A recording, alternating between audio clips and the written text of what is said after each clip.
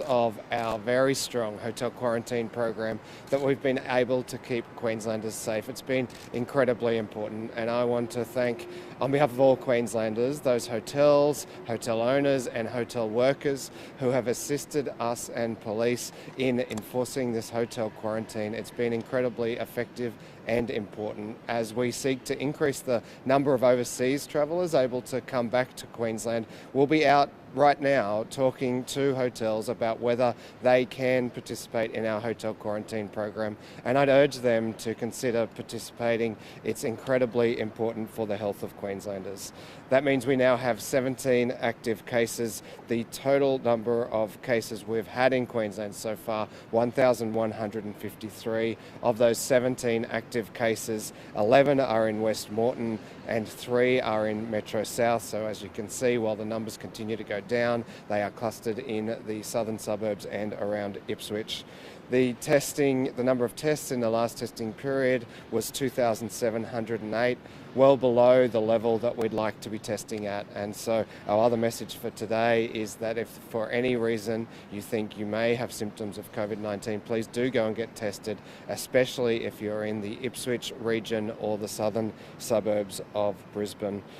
We have the Chief Health Officer and the Deputy Commissioner available also.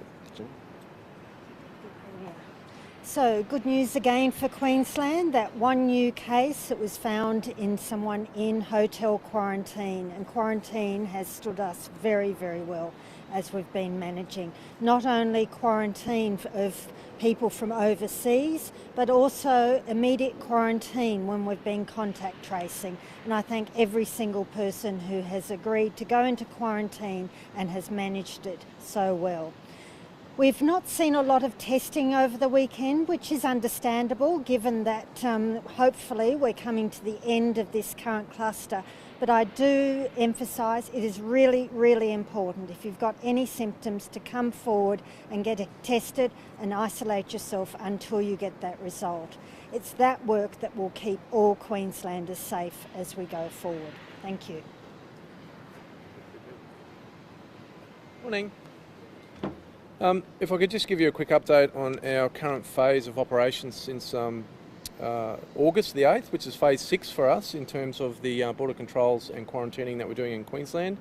We've currently met 2,792 flights, checked 122,507 passengers, domestic passengers that is, and have refused entry to 207 people.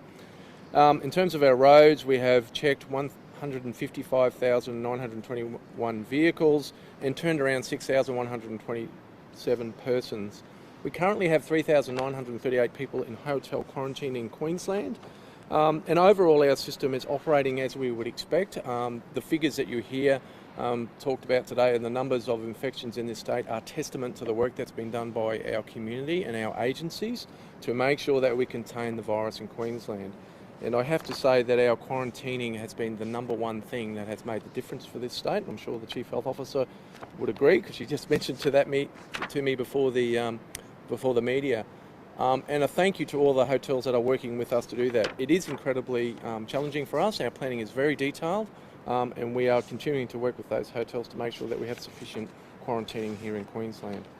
Unfortunately, over the weekend, we did see 8 fines issued, and I just want to raise that. We saw 662 licensed premises checked across the state, but we had to issue 2 penalty infringement notices here in Brisbane, one at Sunnybank and one in the Valley. And what was disappointing is that both of these licensed premises had previously been warned about, one, not keeping registers, the others around people not socially distancing in the numbers that were in there. They chose not to take that warning that was given to them formally through police and the Office of Liquor and Gaming Regulation, and they have now been fined. The other ones, and it's a message for those people that do have exemptions or are allowed into this state or are quarantining in accordance with those exemptions, that they must abide by them. The other 6 penalty infringement notices were all individuals that did not comply with their exemption requirements, and that was right across the state, so Townsville, South East Corner and elsewhere. But overall, I have to say that we're in a very good shape because of the work that's been done by the community at large. We'd like to thank the community for its ongoing efforts and just remind everyone it's not the time to be complacent. We are really in a good position. We want to keep going that way.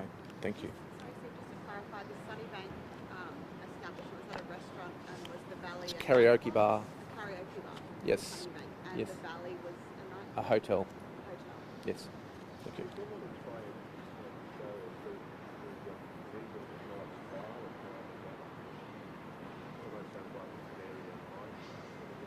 No, it's not that. So tonight, stadiums have agreed to trial increasing the density for a small number of people at the Gabba Stadium. So at the moment, people are attending at a 50% density, so around half the normal numbers. Now the plan for the grand final, if everything goes well between now and then, is to increase that capacity to 75%. So they just want to test that process with 200 people who've agreed to be part of that trial. So to test the enhanced measures, so using of masks and how people remain in the seats, how all that is managed. So instead of having 1 in 2 seats vacant, there'll be 1 in 4 seats vacant. And just to work that through with a small number, because to suddenly go and increase from 50% to 75% without having trialled all those processes makes it a bit difficult. Now we know that outdoor events are much, much safer than indoor events. We also know that the stadiums are really good because everyone has a seat and people are asked and do stay in that seat. So were there to be a case, which I think is very unlikely given where we are at the moment with our most recent cluster, if there were to be a case, it would be very easy to contact trace. And if you remember, we do this all the time for planes. We contact trace 2 rows in front, 2 behind, 2 either side. So we'd be able to do this here, and this is actually much safer than a plane because it's outdoors. So it's a really good thing to just test the processes rather than do it for the first time with a full stadium. And Dr. Young, is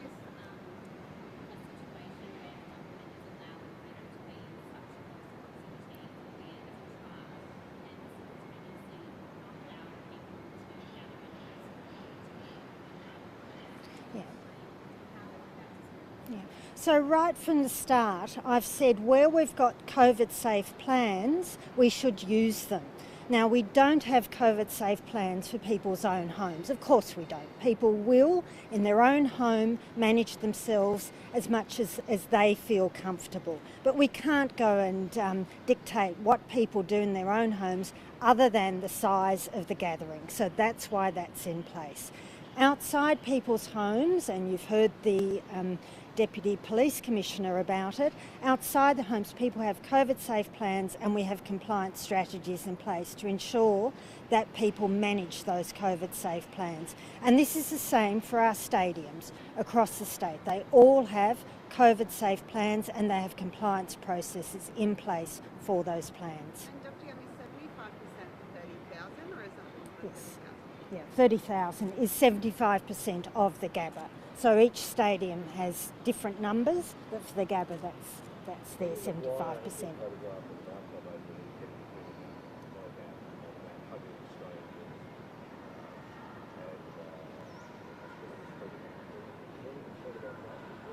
Sorry, I missed the first start. Right.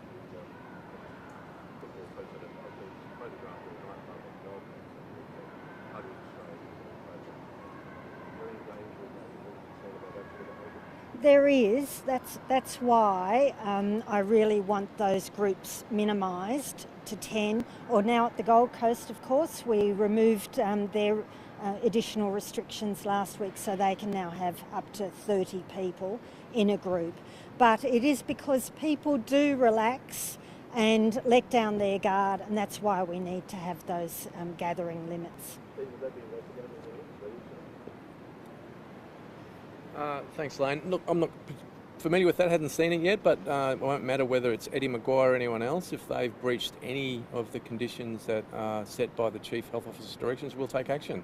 So we'd have to have a look at that and see if there's an issue or not, or whether it was something for the AFL, or whether it's just simply nothing. So I'm not familiar. Thank you. Question for the Deputy Premier.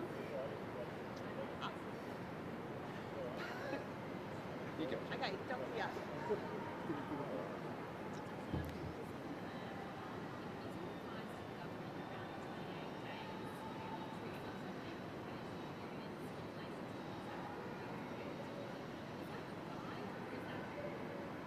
At this point in time, that's a rule for Queensland. That is what we've been using right from the start.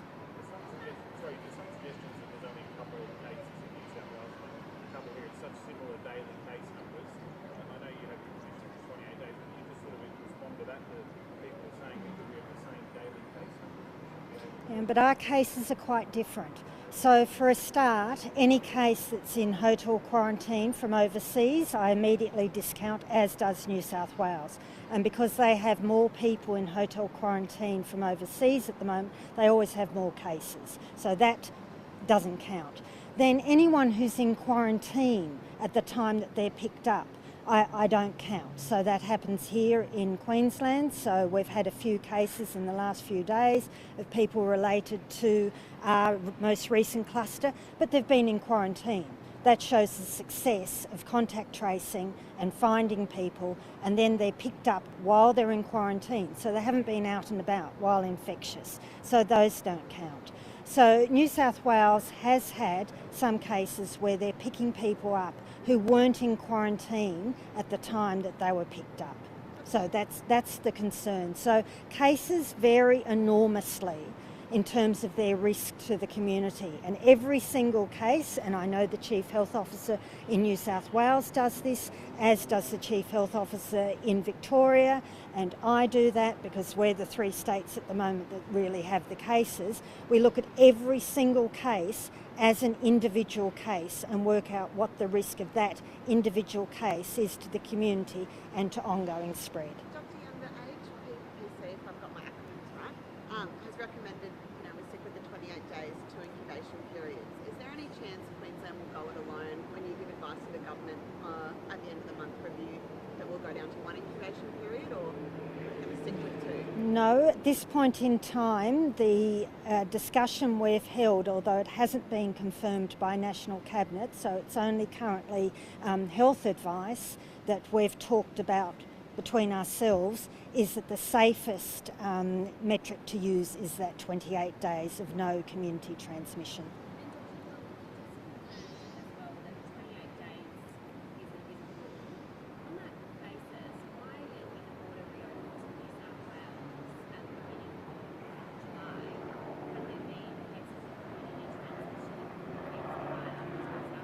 Right, they won't community transmission. That is the complicated factor. Yeah. That is, but they were enclosed, so they were under control. So it's when you've got community transmission.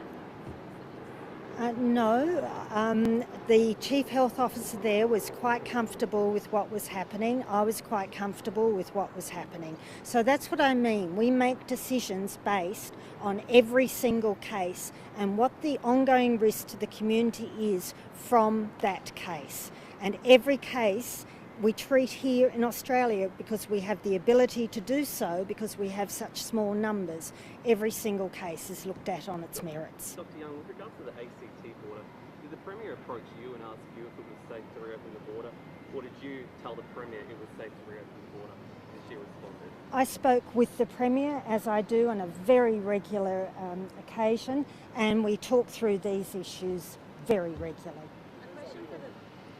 Well, it met my criteria for what was safe. The problem with ACT that made it so complicated and so difficult is that ACT is actually a bit of land within New South Wales. No, I've been talking to the Premier for quite a while. Yes, I would say it was my discussion with the Premier, yes. A question for the Deputy Premier, okay? This morning on commercial radio, you mentioned that New South Wales was doing really well in getting control of their cases. Is there a chance you think that we'll be able to open to New South Wales at the end of the month when the border review's on? Well, I'm not going to get into the detail of that, and the Chief Health Officer has outlined how she'll be monitoring each and every case to determine their relative risk and then looking for that 28-day period. But I stand by what I said, though. New South Wales and Victoria have done incredibly well. Victoria has gone from reporting 700 cases a day to being around the 40 cases a day mark. That's greater progress than certainly I expected that they would make. Similarly, New South Wales seems to be getting on top of their cases, although they still have some where there is reason to be concerned that people have been infectious in the community. And now that we're taking more returning overseas visitors, will they get a cut of that and make a quarantine up there? We'd certainly urge Cairns hotels to consider whether they could assist us with quarantine, with hotel quarantine. We've got a team from Queensland Health who will be seeking expressions of interest from hotels. We know that Cairns has both an international airport as well as is suffering significantly from the closed international borders, and so if that's a way for us to inject economic activity, create jobs in Cairns, then we'd certainly like to do that. There are complications, and clearly we need to work through those, but if there are hotels in Cairns right now that would like to participate in our hotel quarantine program, we'd urge them to come forward. What day? Cairns have international flights, it could that's a bit involved. There's certainly other regional locations that could assist. Gladstone is one of them. Gladstone has an airport, not an international airport, but an airport. So we'll be looking at all of those options, and where we can use the hotel quarantine program to support jobs in regional locations, we certainly will. What day are we up to on opening aged care homes around Brisbane? Look, I understand Jeanette will consider that during the week. Thursday would be 14 days after the last case thought to be infectious in the community, so that's an appropriate review point. And do you have any sort of info on how many cases in the past week or 2 weeks there's been community transmission in New South Wales? Has it been like 5 over the last 14 days? Or do you have any numbers like that? That's the kind of detail we can probably get for you, Lydia, but I'm happy for Jeanette to talk to it in general terms if you like. You'd be better off getting that directly from New South Wales. The most recent case that may be of concern is that they had a taxi driver out and about in the community over the last week or so. So that was notified yesterday.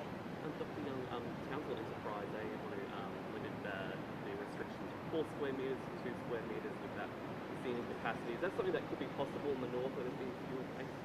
Yeah, the only problem with indoors is that we know that is a high risk of transmission. So the CDC in America came out with some data that was particularly compelling, that nearly half of their cases have been acquired through restaurants and cafes. So we know that indoors just is a problem.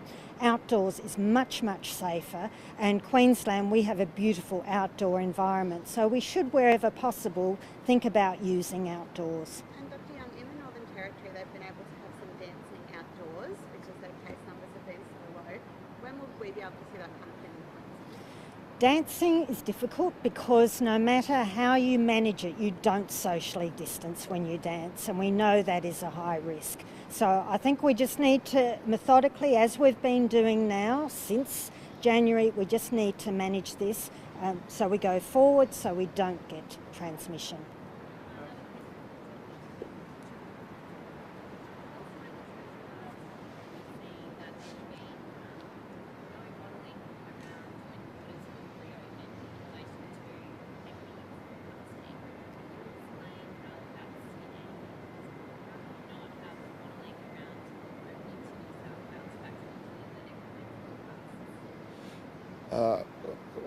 What we consider when we consider opening borders is the risk of transmission in the places that we're opening borders to. That is the primary consideration. It's what the consideration was made last week with regards to the ACT, and it's the matter that will be monitored in an ongoing way with regards to New South Wales.